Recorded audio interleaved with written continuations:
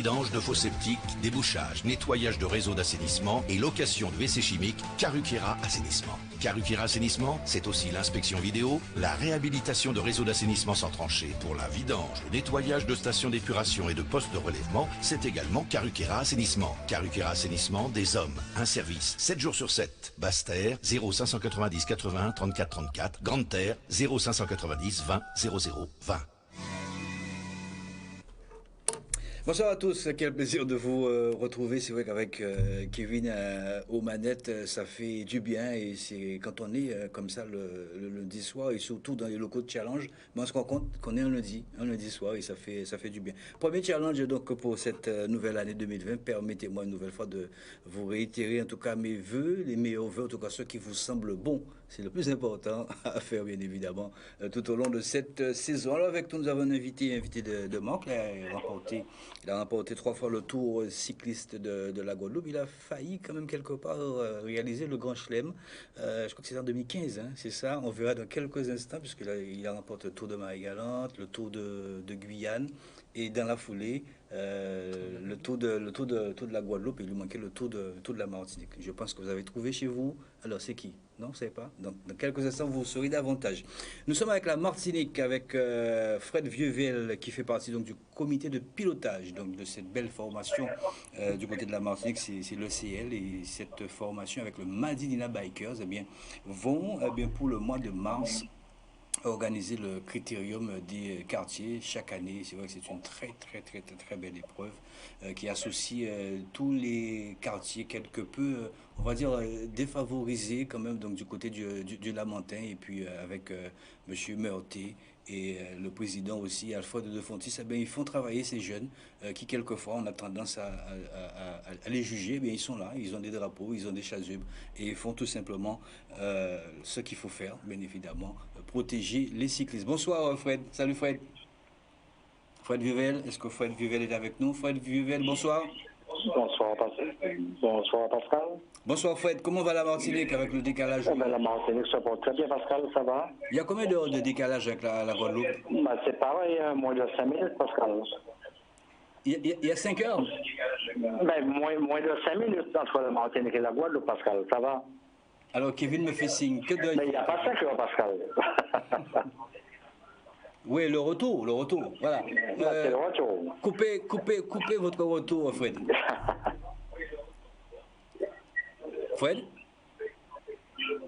Fred Vieuvel. Oui, ça va Pascal, oui. Coupez le retour de votre poste de télé.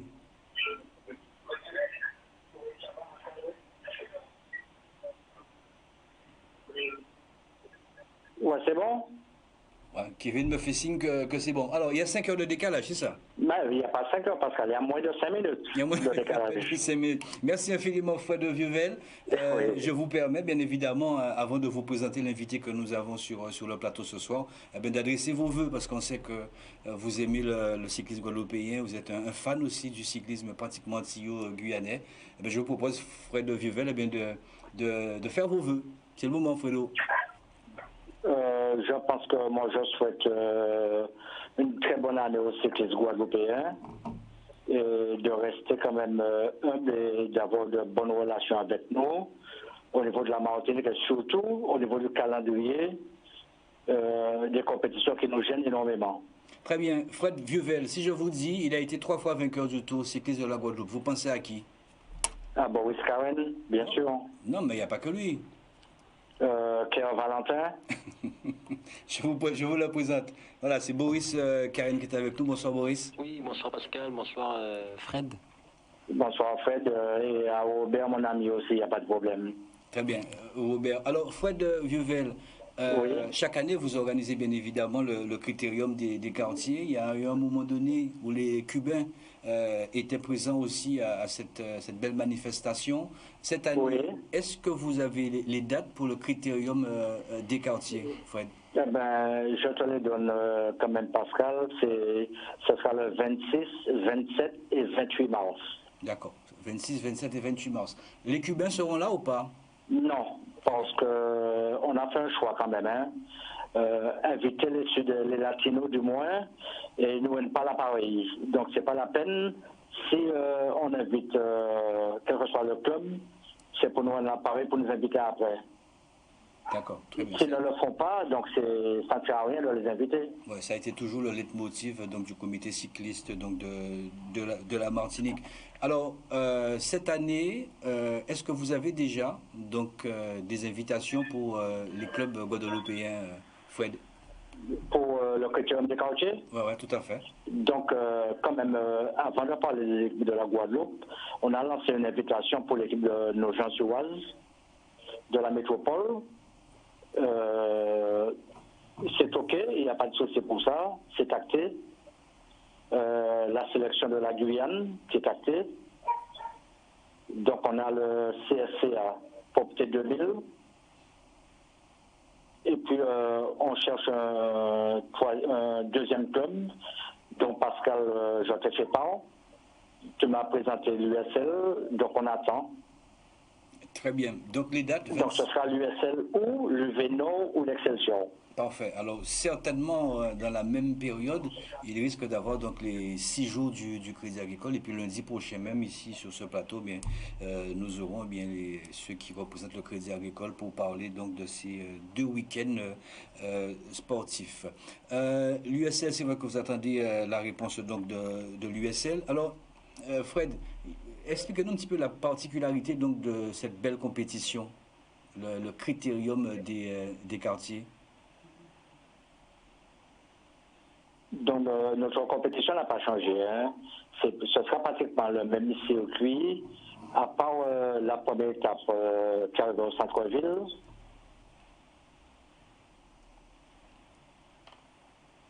Oui, allez-y, Fred, allez-y. Donc, par rapport aux travaux au centre-ville, donc on est obligé de modifier la première étape.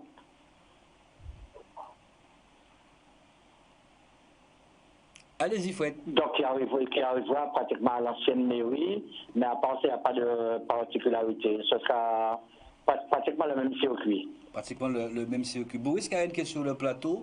Je sais que M. Meurté a beaucoup souhaité la venue de Boris Karen sur le critérium des quartiers. Qu'est-ce que vous dites à Boris ce soir? Donc, on a eu quand même... moi, je faisais la transition entre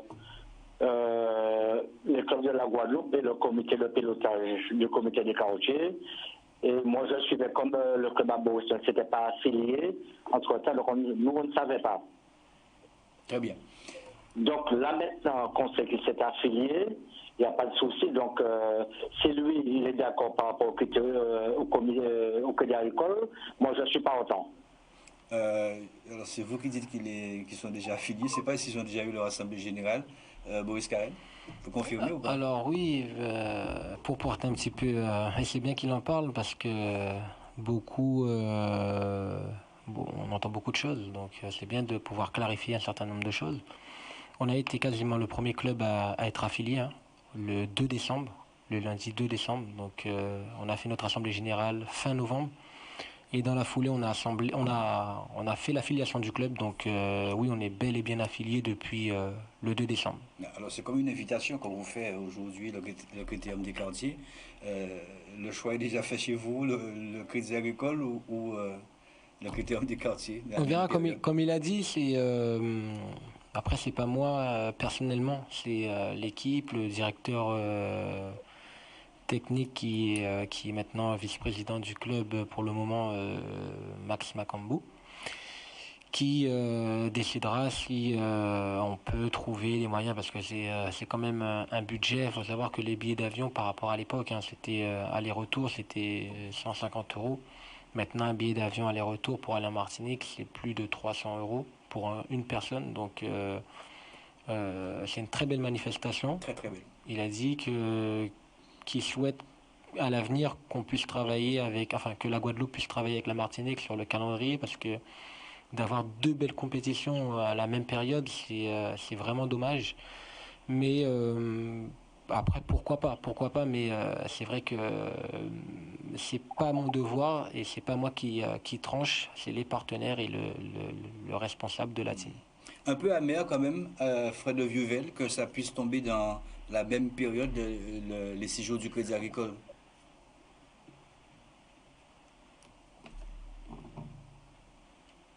Non. Moi, Moi, je pense que les deux présidents de la Ligue ont dû s'entendre pour préparer le calendrier. Moi, je pense que c'est inadmissible. Deux compétitions aussi importantes. Ça se trouve même que nous. Oui, je pense que contre 26, 27, 28 mars, c'est la peine période que tu vas me décrocher. Tout à fait, tout à fait. Bon, on espère, ça fait Donc quand même... on aurait dû s'entendre pour finaliser ce calendrier, en quelque sorte. Voilà, ça fait quand même quelques années que ça dure. On a eu l'occasion à plusieurs reprises. Ça chevauche, bien évidemment, et donc c'est un peu compliqué.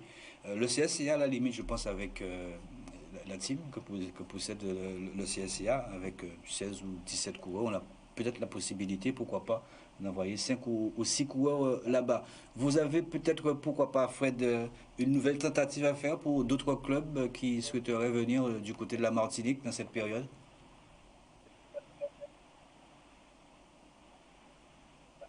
Moi, je vais quand même lancer l'invitation à l'USL, à l'Excelsior et au Carrefour Assainissement. Donc, s'ils sont preneurs, qu'ils me contactent par rapport à mes coordonnées, Pascal. Tu me sers le tremplin et puis il n'y a pas de souci pour ça. Parfait. Merci beaucoup, Fred Vieuvel. Fred Vieuvel, chocolat au doux?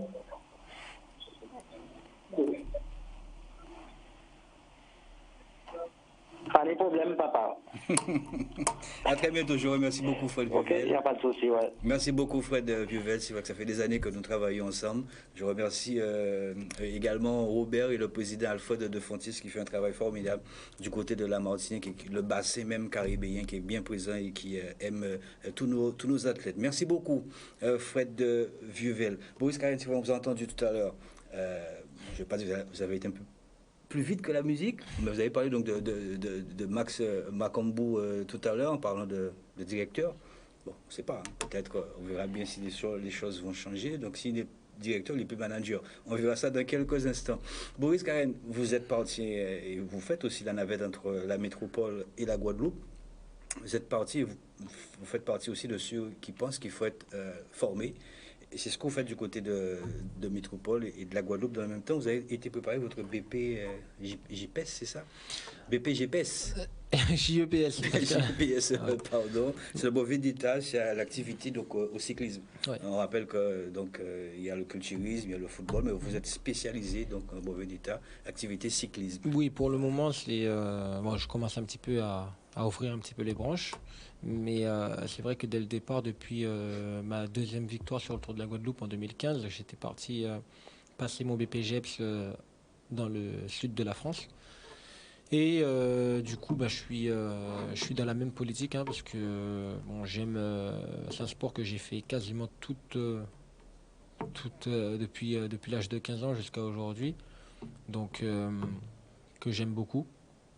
Et j'aurais aimé apporter ma pierre à l'édifice par rapport à d'autres jeunes qui sont devenus ou qui veulent justement progresser dans l'avenir. Il faut se former, donc c'est ce que je fais. Là, l'année dernière, j'étais parti pour passer les TEP qui permettent l'entrée en formation pour les métiers de la forme. Il faut savoir que c'est quand même assez difficile de rentrer en formation métier de la forme. Ça demande énormément, surtout quand on est cycliste. On n'a pas l'habitude de pousser des charges très importantes. Donc, je fais mon petit chemin, comme on dit. Je passe mes diplômes pour pouvoir être opérationnel et pour être à l'écoute des jeunes qui, dans le futur, pourront... C'était important pour vous, Boris. Peut-être avez-vous trouvé cette lacune ici en Guadeloupe. Très peu d'entraîneurs, parce qu'il faut bien faire quand même le distinguo. Il y a entraîneur et éducateur.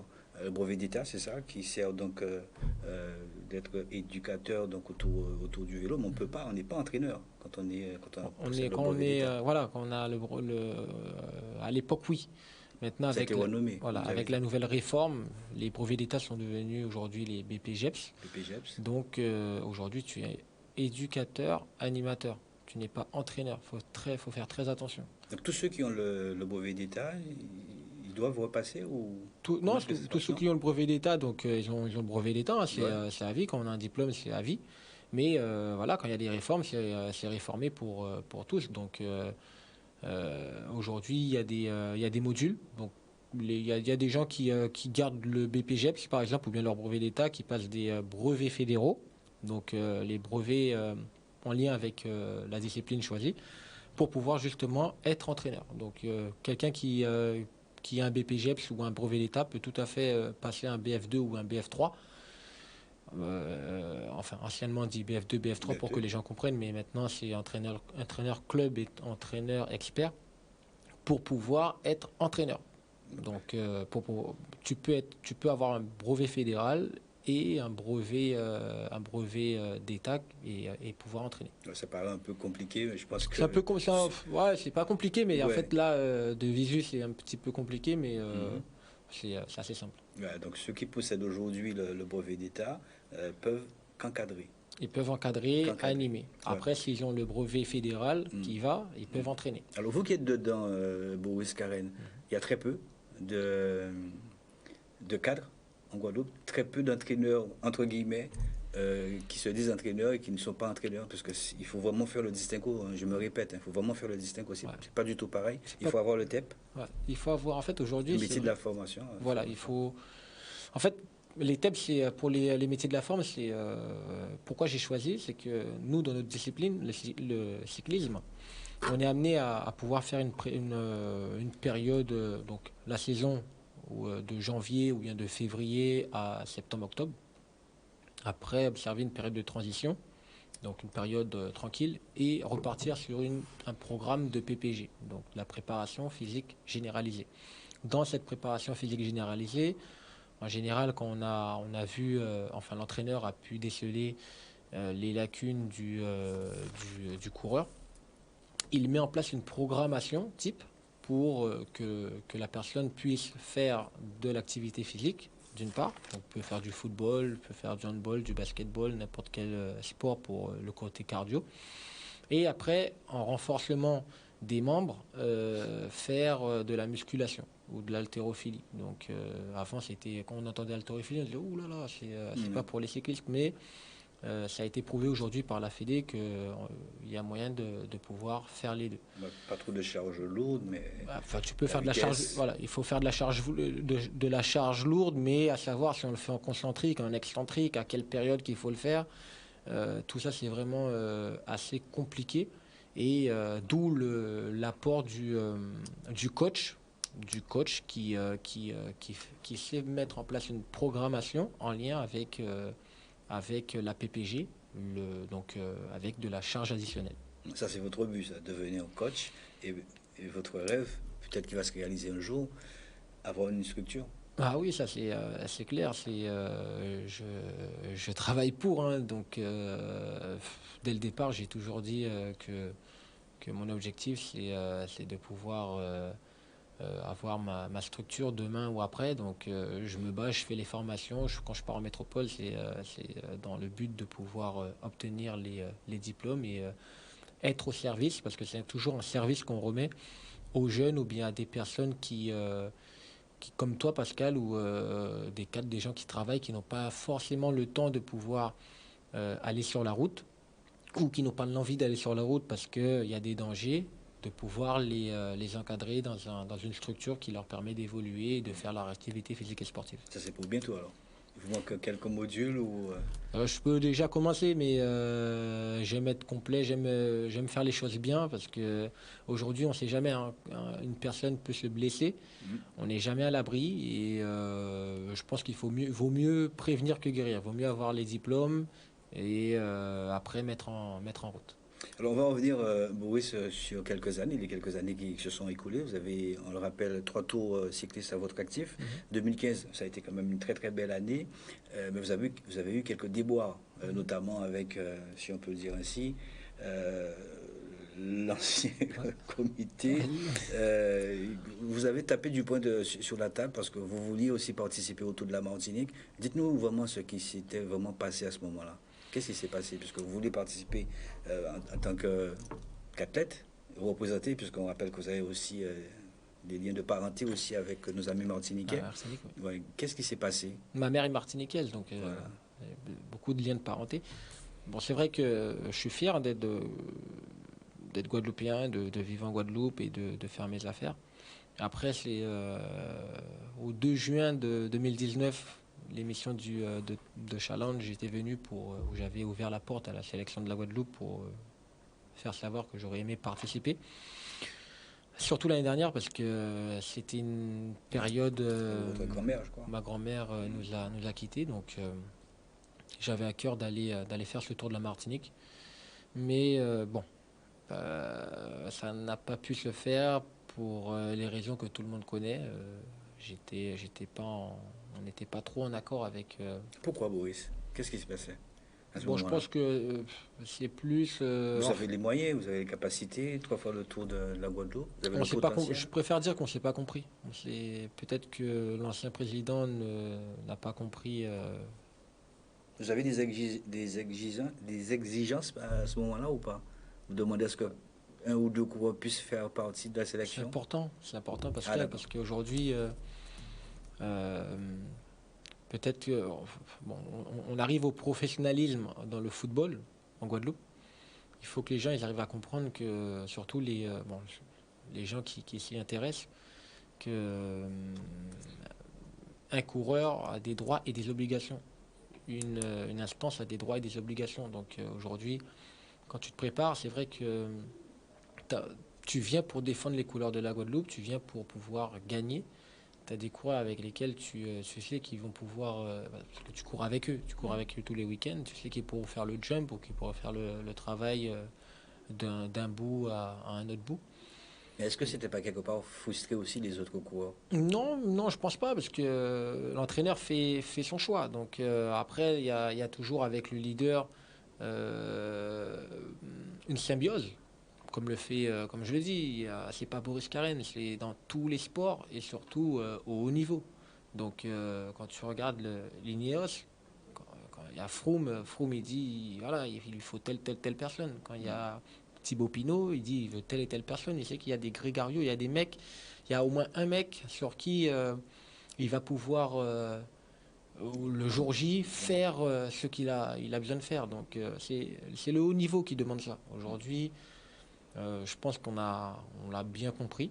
Après que le comité actuel, même l'ancien comité, sur la fin, je pense qu'ils ont pu comprendre, parce que il faut y aller avec des...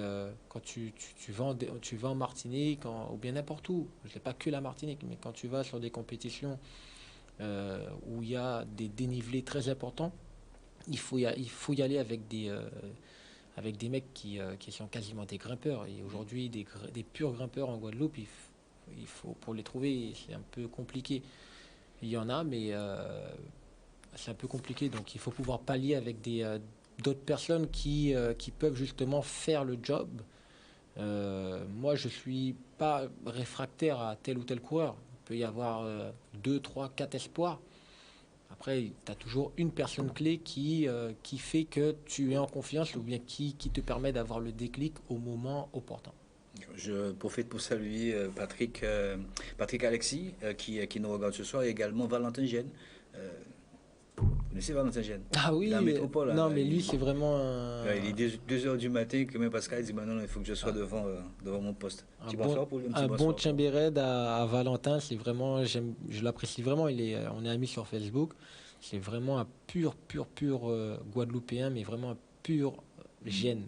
Et il valorise. J'aime la façon qu'il valorise les Gênes, hein, que ce soit Molière Gênes ou Mévin Gênes. Il n'oublie personne, et il est vraiment fier de pouvoir tout le temps parler d'eux. Et remet ses photos d'antan. Mais je lui ai promis, dès son retour ici en Guadeloupe, il n'y a pas de souci. Il passera bien évidemment dans les locaux de Challenge. Patrick, Alexis, j'ai bien reçu ton message, il n'y a aucun souci. On revient après cette réclame. Il y a le président de la Fédération française de cyclisme qui était en Guadeloupe, Michel Callot. On l'écoutera dans quelques instants. Tout de suite.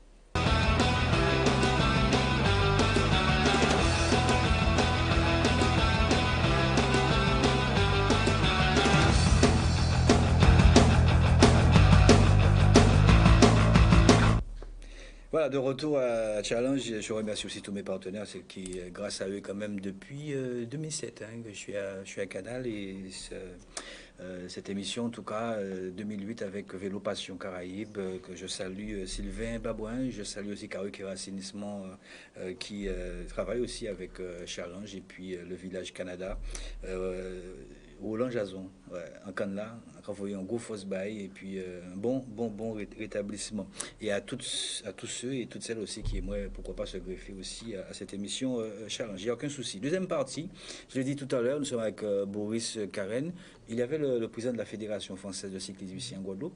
Il y avait également l'Assemblée générale qui a permis à ce nouveau comité de prendre place, notamment avec Clotaire Bouecas. Je ne sais pas si vous y étiez, peut-être vous êtes fondu dans la masse, mais je ne vous ai pas vu. Non. Je n'étais pas là, Boris. Je vous propose d'écouter Michel Callot, qui a quand même une petite vision sur les apports extérieurs. Je vous propose d'écouter Michel Callot, le président donc, de la Fédération française de cyclisme. Alors, Président, un petit mot sur le dopage. On va profiter donc de votre présence. On sait qu'il y a la FLD qui l'organise un petit peu quand même assez particulier et qui régit un peu tout ça. Il y a eu aussi le président de l'UCI aujourd'hui qui tape très fort et qui a été aussi président aussi de la Fédération française de cyclisme. On sait qu'il a un regard particulier là-dessus. Et il y a aussi le dopage électronique, c'est ça, hein, sur les vélos. Dites-nous deux mots là-dessus, Président. Alors, c'est sûr que le contexte a un petit peu changé cette dernière année, puisque pour se mettre en conformité avec le Code mondial antidopage de l'AMA, la France a pris la décision que tous les sujets de dopage pour le territoire français seraient gérés par l'AFLD. Les fédérations n'ont plus de rôle, même plus un rôle disciplinaire. On ne peut même plus sanctionner les coureurs qui sont pris dans les affaires de dopage. Tout passe par l'AFLD. Alors pour autant, moi je souhaite que la Fédération française de cyclisme reste très active sur ce sujet-là, parce qu'on sait que ça peut être un fléau pour le sport. Et on a décidé d'enclencher tout un plan national, cette fois-ci pas sur le volet sanctions, mais sur le volet prévention du dopage. On a embauché une personne à temps plein pour s'occuper de ce sujet-là au sein de la fédération. Et bien évidemment que le territoire guadeloupéen sera concerné. Mais plus précisément, plus spécifiquement sur les problématiques guadeloupéennes et peut-être par extension de la zone Caraïbe, moi je suis persuadé, et le président de l'UCI ne peut que nous aider là-dessus, qu'il faut qu'on reste très vigilant, très sévère par rapport à ce qui peut se passer à l'étranger et par rapport à des phénomènes qui peuvent importer finalement ces mauvaises pratiques étrangères sur notre territoire français. Alors, je vais profiter aussi de ça parce que à l'orée du départ donc, du président Bernard Cholet, ensuite il y a eu le président sortant Philibert Moueza, il y avait une motion qui avait été signifiée en ce sens pour un cyclisme endogène avec un certain nombre donc, de coureurs qui devraient faire partie de certains clubs. On sait bien évidemment qu'il y a le règlement de l'UCI qui dit 2 extra-communautaires au sein des clubs. C'est un peu particulier. C'était voilà, la motion donc, du côté de la Guadeloupe. Vous, en tant que président, quel est le regard que vous avez là-dessus? Ce que vous dites aujourd'hui d'une façon directe, voilà, on ne veut plus d'extra-communautaires, on ne veut plus d'étrangers. J'espère que ce n'est pas ce que vous dites, je l'imagine. Est-ce que vous allez un petit peu dans le sens donc, de certains présidents et ceux qui ont voté cette motion? Non, alors, pour préciser ma pensée, je ne suis pas en train de vous dire qu'on ne veut plus d'extra-communautaires, parce que je pense qu'on s'enrichit au contact des étrangers. Et il y a de nombreux clubs qui accueillent dans de très bonnes conditions des étrangers qui sont parfaitement sains dans leur pratique cycliste. Mais on doit être extrêmement vigilant et en tous les cas, on doit se rendre le moins dépendant possible par nos règlements des risques qui peuvent arriver de l'étranger, et il faut appeler un chat, les risques qui arrivent quand on a recours à des mercenaires. C'est ça qu'il faut éviter. L'argent, et en particulier l'argent public, doit être investi, c'est ma vision de citoyen avant tout, doit être investi pour la formation de coureurs français d'abord, qu'on puisse y ajouter des étrangers pour les aider dans la confrontation, moi je ne vois pas d'inconvénient, à condition qu'on s'assure que ce soit des étrangers sains. Voilà, ça c'est le point clé. Alors en matière réglementaire, on a simplement fait évoluer un petit peu le règlement l'année dernière en décidant que on laissait une marge de manœuvre un peu plus importante aux organisateurs à travers leur règlement particulier d'épreuves, évidemment quand ce sont des épreuves qui sont au calendrier national. Parfait. Merci beaucoup, Président Callot. Merci beaucoup. Merci à vous. Merci. Merci. Voilà, donc le président Michel Callot, des mots forts, hein. Boris Karen, des mercenaires. Le président Michel Callot, voilà. Il a tout à fait raison. Il a tout à fait raison. Je pense qu'il faut. Et quand on parle de mercenaires, il faut déjà que ces coureurs-là soient déjà pris dans le filet. Il y a des. Bon, on parle de mercenaires. En fait, je pense pas qu'il veut parler de mercenaires de personnes qui. Des extra-communautaires. Qui prennent du dopage. Je pense qu'il veut parler de mercenaires, des personnes qui viennent, qui prennent de l'argent, et qui n'ont aucune estime ou bien aucune attache avec un club. Ça veut dire qu'ils viennent faire un travail et puis ils repartent chez eux. Aujourd'hui, je pense que quand même, les coureurs, dans la majeure partie, ont pris conscience que à l'époque, c'était peut-être 6 mois, 1 an quand vous étiez pris pour dopage. Maintenant, c'est 4 ans. C'est 3-4 ans. Donc, un coureur qui prend le risque, c'est un risque ou péril. Après, aujourd'hui, il faut... Je suis dans la même optique que lui, d'arrêter de faire venir des mercenaires, faire venir des coureurs de l'extérieur. Comment oui, je suis peut-on d'accord. savoir? On le sait. On le sait. Ça veut dire que quand on a des coureurs qui ne veulent pas se greffer au groupe pour aller rouler le samedi et le dimanche, des coureurs qui s'entraînent de leur côté ou qui vivent, ils vivent de leur côté, on sent directement que c'est des gens qui sont là pour prendre... Ça peut être un complexe quand même, non? Non. Quand on est dans un club professionnel ou amateur, il faut... un club, c'est une association à but non lucratif. Donc, il faut pouvoir, si on fait appel à des coureurs extérieurs, je prends mon cas, on fait appel à Anzola, par exemple, on a fait appel à Pierzga, on a fait appel à Pierzga qui a eu sa sanction. Voilà, qui a eu sa sanction avant, qui a eu sa sanction, qui a eu 2 ans. Donc le président parle de Pierzga comme un mercenaire. Alors non, non, parce que Pierzga, il est resté en Guadeloupe quand même pas mal de temps. Il a formé pas mal de coureurs, Edwin Nicholson, si je peux me permettre, des coureurs du Nord Grande Terre. Il a vraiment fait un gros travail avec les jeunes. Aujourd'hui, c'est pas quelqu'un qui... la majeure partie, il s'entraîne seul parce que c'est quand même un pro. Donc, quand les jeunes ont le temps, ils vont avec lui. Mais il est vraiment... Il s'introduit dans la vie du club. Il entraîne des jeunes. Il transmet son savoir. Donc, nous, comme à la Team CCD, il est venu, mais il a pris sous ses ailes 2 coureurs pour pouvoir... les aider dans leur entraînement.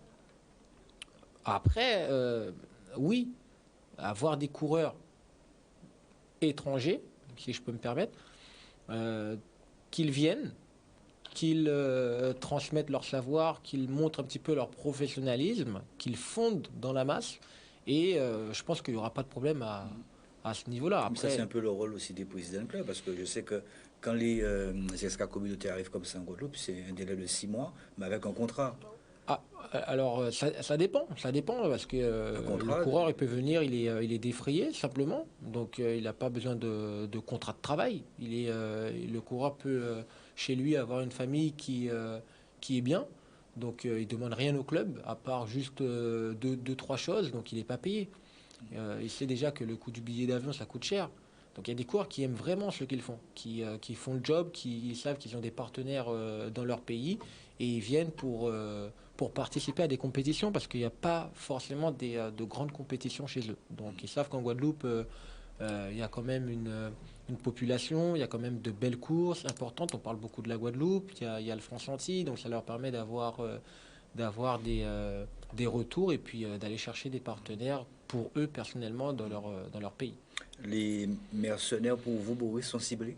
Ce sont des latinos? Il y a des Européens aussi? Moi, je vais vous dire, c'est le club. Un club ne peut pas mettre une pression à la gagne vers un coureur étranger. Moi, par exemple, je reprends le cas de Anzola. Il gagne, on est super content. Il fait 2, 3, 4, on va être content. On va faire la fête, pareil. Pourquoi? Parce qu'il a donné le meilleur de lui-même. Aujourd'hui, j'ai pas envie de lui dire non, il faut gagner, pour que lui se mette la pression chez lui, qu'il prenne quelque chose et qu'il revienne et qu'il soit positif. Demain, on a quand même une image avec des partenaires, des sponsors qui nous suivent. Donc, on a des jeunes qui rêvent d'être comme ces gars-là. Donc, pourquoi leur mettre une pression? Non, t'es là, tu viens. tu te mélanges, tu prends un ou deux jeunes sous ton aile. Le week-end, quand il y a des entraînements généraux, tu viens, tu es toujours là. C'est des mecs qui sont adorables. Après, il faut savoir utiliser ces coureurs-là. Boris Karen, alors comment est-ce que vous définissez le mot mercenaire? Un coureur complexé ou un coureur qui a déjà été pris de dopage et qui revient en Guadeloupe? Comment est-ce que vous définissez justement ce mot mercenaire? Quelqu'un qui a été pris pour dopage et qui revient, même pas au Guadeloupe, mais qui revient dans son sport, on ne peut pas dire que c'est un mercenaire. C'est quelqu'un qui aime ce qu'il fait, et, c'est sa passion. Un mercenaire, c'est quelqu'un qui vient quelque part, qui s'attache à rien, qui n'est pas là, qui transmet rien et qui prend l'argent ou bien qui prend les choses pour lui et qui part avec. Ça, on appelle ça un mercenaire. Il y en a beaucoup en Guadeloupe. Vous êtes dans le milieu, hein. Vous avez côtoyé bien évidemment vos adversaires. Est-ce que pour vous, il y a beaucoup de mercenaires qui viennent, qui partent, et qui reviennent, et qui repartent? Les mentalités ont changé. À l'époque, oui, parce qu'il y en avait il y avait des clubs qui prenaient des coureurs une semaine avant le tour. Il y avait des clubs qui, voilà, donc c'est parti depuis là. Quand un coureur ne connaît pas comment ça court en Guadeloupe, mais on sait qu'il est super fort et qu'on veut que notre club gagne le Tour de la Guadeloupe, on va chercher un tel ou un tel et puis voilà, on gagne le Tour de la Guadeloupe, mais il n'y a rien. C'est ça qu'on appelle un mercenaire, un mec qui vient au dernier moment. Mais quand tu as des mecs qui sont là, qui arrivent depuis février, un exemple tout bête, l'USL à José Rorano par exemple. José Rorano, c'est la vitrine du cyclisme vénézuélien. Normalement, tu surfes sur l'image pour pouvoir attraper des invitations sur des compétitions UCI. Il y a le Tour de Táchira qui débute le 12. Normalement, il aurait dû y avoir une équipe pour aller au Tour de Táchira, pour aller au Tour de Saint-Domingue, pour aller au Tour de San Luis en Argentine avec des... faire partie des compétitions... Enfin, tu participes à des compétitions avec des mecs comme Alaphilippe, avec des mecs comme Froome ou Quintana. Il faut pouvoir surfer sur des coureurs talentueux avec un grand nom. Comme disait Fred Vivel tout à l'heure, les Cubains n'apportaient pas grand-chose. Voilà, pour pouvoir avoir des invitations et créer un échange. C'est ça, créer totalement un échange avec ces coureurs-là. Est-ce qu'on le voit aussi du côté de l'Europe? Parce qu'on a vu le voit à un partout. moment donné Andrei Mizourov, vous vous souvenez de Mizourov qui était venu. On dit beaucoup sud-américain, mais on le voit partout. Après, comme je dis, c'est vraiment le club en question, à savoir comment il utilise ces coureurs-là. Mais je suis entièrement d'accord avec les propos de Michel Gallo, même quand il parle de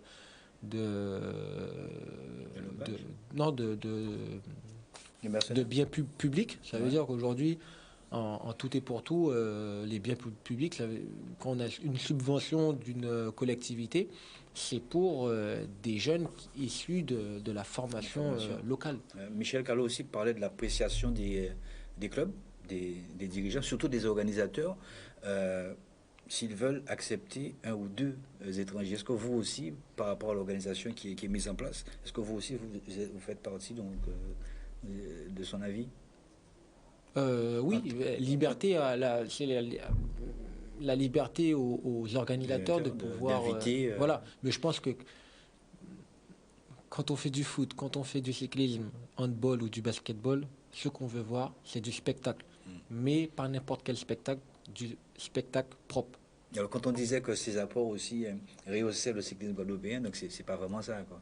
Il faut vraiment faire attention à non, ça rehausse. Ça rehausse parce qu'ils ramènent un niveau. C'est des mecs qui courent là.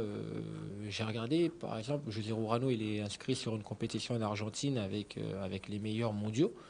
Il va participer avec la sélection du Venezuela. Il va revenir avec un gros niveau. Il y en a plein comme ça. Ils reviennent avec un gros niveau. Donc, c'est pas tous les clubs, dont nous, la Team CCD, qui avons les moyens pour pouvoir aller sur les compétitions à l'extérieur, même si c'est vraiment quelque chose, je me bats avec depuis la création de la Team CCD, de pouvoir avoir des financements pour former des jeunes, mais surtout les faire aller sur des compétitions extérieures. Mais à défaut d'y aller, au moins on a des mecs qui reviennent avec un gros niveau et ça rehausse le cyclisme local. On arrive sur sur le CCD tout à l'heure. On revient sur l'année 2019. Y a-t-il un coureur étranger, notamment vous avez parlé donc de José Guano, mais il y a eu aussi Salinas. Est-ce que ce coureur vous avez fait mal? Est-ce qu'il vous a fait mal ce coureur Salinas, Jonathan Salinas? On a fait une bonne guerre. On a fait une bonne guerre. Costaud. C'est vrai que, ah oui, il était c'est quand même un client. Il gagne Tour de Táchira, Tour de Martinique. Il a quand même un gros palmarès. Donc, un pur grimpeur, un vrai grimpeur, explosif. Donc, un coureur que je respecte énormément, parce que je respecte tous mes adversaires. Un coureur de grande classe.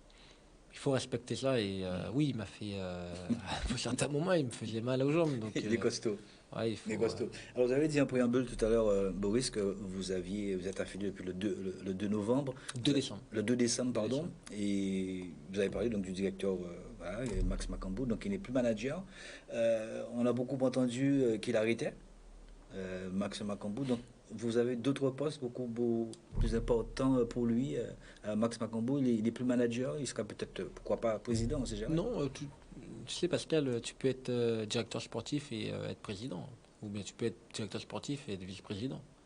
Ça, c'est pas. Moi, Ça répond pas à ma question. Non, je peux être coureur. Ça répond pas à ma question. Non, mais alors, vous avez pris c'est pas moi, c'est vous qui avez parlé de Max. non, c'est vrai que c'est pas moi. Il est plus manager. Comment? Max Macambou n'est plus manager. Il est directeur sportif de la team CCD. Et pour le moment, il est vice-président. C'est son poste actuel. Donc, à savoir en interne comment ça va se passer, moi je peux pas.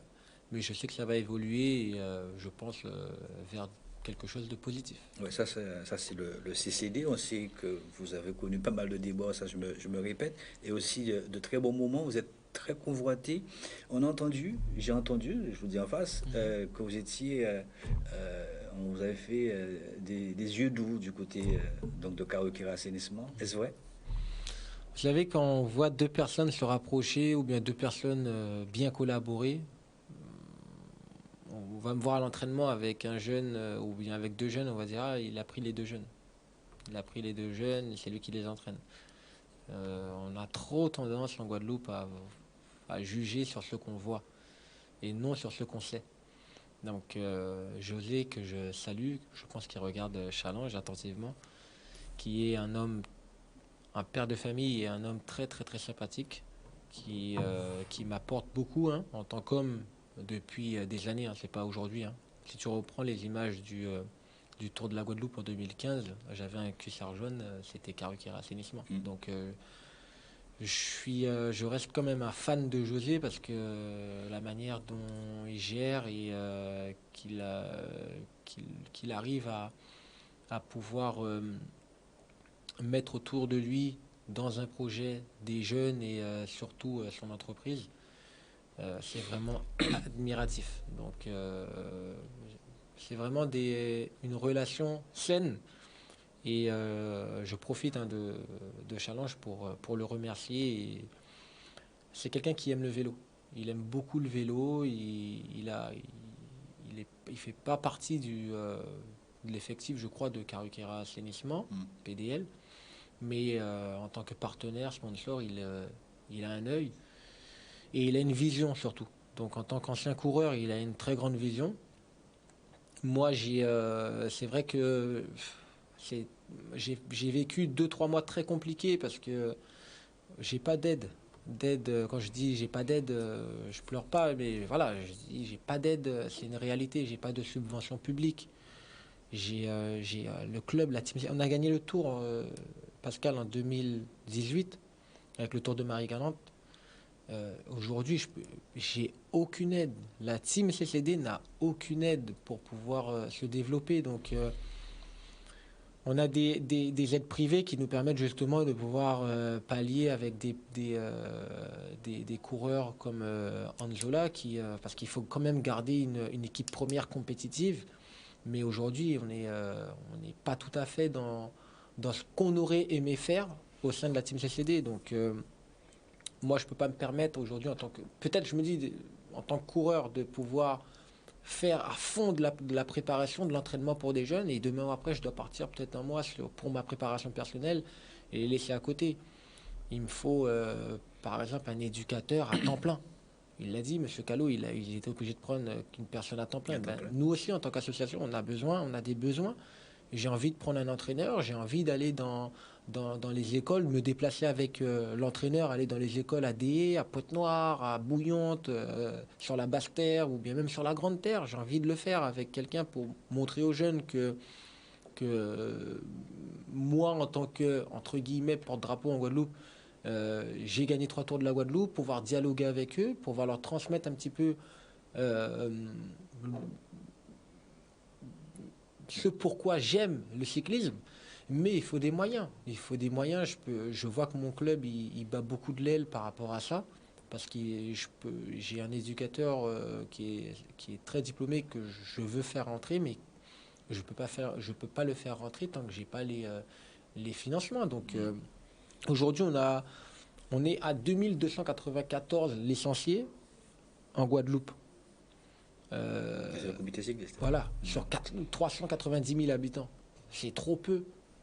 Et moi, on se rend compte que depuis les dernières années, il y a beaucoup de clubs qui ferment, qui mettent la clé sous le paillasson, ou bien qui ont un coup de bien, et puis après, ça plonge. Donc c'était un peu votre cas quand vous vouliez à un moment donné couper ce cordon ombilical. Je suis parti faire ma formation pour ça. Je suis parti faire mes formations aujourd'hui. Vous voulez couper à un moment donné le cordon ombilical et partir du côté de Carriquera? Non, du tout. Ça n'a jamais été. Non. Le lien qu'il y a eu avec le Carriquera Assainissement, c'est que José, il y a un projet. Moi, j'ai un projet. On a 2 projets. Si demain ou après, il faut partir sur des compétitions extérieures, ou bien s'il peut m'aider sur des compétitions ou il y a des ententes. Non, quand je dis il peut m'aider, pas en course. S'il peut m'aider, qui veut dire, par exemple, tu vois, Vélo Passion Caraïbes sur beaucoup de maillots, sur le maillot de l'USL, sur le maillot de CCD, sur le maillot de Carriquera Assainissement, sur le maillot de voilà. José, c'est quelqu'un qui aime les Guadeloupéens, les jeunes Guadeloupéens, qui a envie qu'il y ait un autre vivier. Mais vous parlez très peu aussi donc d'RBA quand même, qui a fait beaucoup. Quand même. Ah non, mais tu m'as posé la question par rapport à Carriquera Assainissement. Après, monsieur RBA, que je salue, qui est à Camaruno, c'est le premier partenaire de la Team CCD, le premier sponsor, le véritable sponsor de la Team CCD. C'est le patron. Aujourd'hui, s'il y a un patron à la Team CCD, c'est Camaruno. Ça veut dire qu'aujourd'hui, c'est la personne qui nous a suivis dès l'annonce du projet et qui est toujours avec nous. Donc aujourd'hui, on va dire que tout repose sur les épaules de monsieur RBA. Et je le remercie grandement parce que sans lui, je pense qu'on aurait déjà arrêté. Kevin est en train de faire signe, il nous reste 5 minutes, Boris.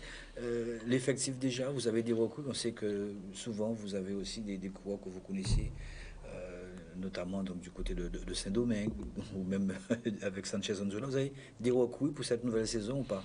Alors là, on est en train d'un petit peu de faire le listing. Donc on se donne un petit temps pour... comme c'était un petit peu ambigu par rapport au budget, donc on se donne le temps déjà de pouvoir chercher d'autres partenaires, d'autres sponsors pour nous permettre de retrouver un petit peu notre ligne directrice, le projet en lui-même.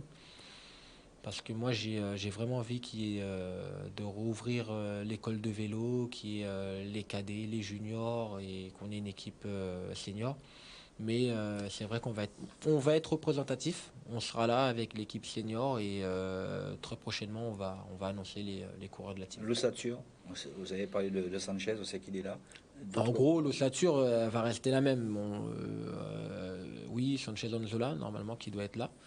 Il y aura moi-même et Adam Piersga avec le bison. Voilà, avec Edwin Betsira. Edwin Betsira. Ouais. D'accord. Enfin, on est en pourparlers. C'est pas évident avec. Il était à la PP, je crois. Il était à la PP. Il était à la PP. Il était à la PP. Bon, Monsieur Gustave, c'est quelqu'un qui est très compréhensif. On a tous un petit peu de sang, comme on dit, mais c'est quelqu'un que j'apprécie. Hein. On est dans le même truc, dans le vélo. Mais c'est un amoureux aussi, hein, parce que C'est un amoureux, c'est quelqu'un qui investit énormément. Qui il a donne, aujourd'hui le vainqueur du Tour de Guyane. Hein. il a le vainqueur du Tour de Guyane, il a quand même fait venir de très gros Le calibres. Rwandais. Donc j'espère qu'on pourra s'entendre sur cette affaire-là pour qu'on puisse serrer la main et se dire que le meilleur gagne. Que, que pensez-vous donc de ce coureur qui a remporté le Tour de Guyane en 2019? Je Excellent le connais rouleur. pas. En fait, je l'ai vu à la télé, Ouais. Pascal. Je l'ai vu à la télé. Kaoulé, hein? Ouais. Ouais. Kaoulé. Kaoulé. Et voilà, donc lui sera donc du côté de l'APP D'accord. et Denis Bessera, pourquoi pas, fera le chemin inverse, qui est aussi très bon pote, hein, à Jonathan Salinas. Oui, Ils ont évolué s'entendent très ensemble. bien. Ouais, Ouais, voilà. ils ont évolué ensemble. Voilà, Boris, car il nous reste 2 petites minutes, les vœux. Pour vous, Boris. Eh bien, merci hein, Pascal. Déjà, je souhaite, avant les vœux, remercier tous les partenaires de la Team CCD qui, depuis le départ, depuis 4 ans bientôt, sont avec nous. Donc, Karma Renault, Carrefour Market, Monsieur Sablon qui nous a fait confiance. Sotran Famat, Matouba, Coca-Cola avec Monsieur Hugues Labrador et les gîtes couleur Caraïbe à Bouillante. Donc si vous avez envie d'aller faire un séjour sur Bouillante, gîte couleur Caraïbe. Et Ben Ormat, chaud. géothermie de Bouillante, voilà. Donc non, c'est des partenaires que je te remercie. Hein. Et Vélo Passion Caraïbe, donc tu as dit Sylvain Balboin. Mais comme on sait, hein, tout le monde sait que ça a été vendu. Donc un coucou à Freddy. Et on va porter haut les couleurs de Vélo Passion Caraïbe avec la bonne marque, le bon matériel. Et je pense que c'est vraiment Vélo Passion Caraïbe, c'est incontournable en Guadeloupe, mais dans la Caraïbe. Donc vraiment merci à eux. Et tous les donateurs et les supporters de la Team CCD qui nous supportent et qui nous donnent avec leurs petites mains chaque jour. Les meilleurs vœux pour tous les cyclistes déjà, parce que c'est ma discipline, donc comme on dit, hein, des fois il faut mettre les choses derrière et puis pas les mettre derrière pour les mettre derrière. Il faut vraiment avancer. Je crois vraiment en Dieu, moi je suis un croyant et quand on croit, il faut avancer, il faut savoir pardonner. Donc à tous les meilleurs vœux à tous les cyclistes qu'on puisse se faire de la bonne guerre sur les routes et mes meilleurs vœux à toutes les personnes en Guadeloupe, tous mes supporters et même tout le monde en Guadeloupe. J'espère que cette année 2020 sera mieux que l'année 2019 parce que avec les problèmes d'eau, tous les maux qu'on rencontre en Guadeloupe, mais même au niveau de l'État, ça devient compliqué, voire pour certains invivable. Donc un bon Quimbéred, je vois une belle force à tous les gars qui sont en prison, à toutes les personnes malades aussi. Je n'oublie pas les personnes malades parce que on n'est jamais à l'abri d'une maladie. Donc ça vient vite. On est là aujourd'hui, demain on va faire une analyse, on nous dit qu'on a un cancer. Donc une force à tout le monde et qu'on puisse s'aimer davantage, qu'on puisse se dire les choses et qu'on puisse retrouver un petit peu nos valeurs, nos cultures en Guadeloupe. Ça manque parfois. Ça manque et je pense qu'aujourd'hui, il faut qu'on se pose vraiment et qu'on puisse avancer sereinement en Guadeloupe. Voilà. Merci beaucoup Boris, merci Boris Carène, merci beaucoup à Fred Vieuvet du côté de la Martinique. On espère aussi que son appel a été entendu, car il manque encore un autre club pour cette belle édition des critériums des quartiers. Mais dans le même temps, on rappelle qu'il y a les 6 jours du Crédit Agricole et puis lundi même ici, nous allons recevoir le Crédit Agricole pour nous parler. On va détailler un petit peu ce parcours. Ce sera sur 2 week-ends, fin du week-end du mois de mars et qui va chevaucher avec le 2e week-end, donc début avril. Voilà. Eh bien, je cesserai de vous le dire, hein, quel que soit le sport que vous choisissez, il est important de faire du sport. Attention à ce délicieux poison qu'est le sucre et les vœux que je peux vous souhaiter, eh bien, c'est de faire ce qui vous semble bon dans la vie, c'est très important. Merci à Kevin pour l'AREA et puis passez une excellente soirée, très bon début de semaine et à très bientôt.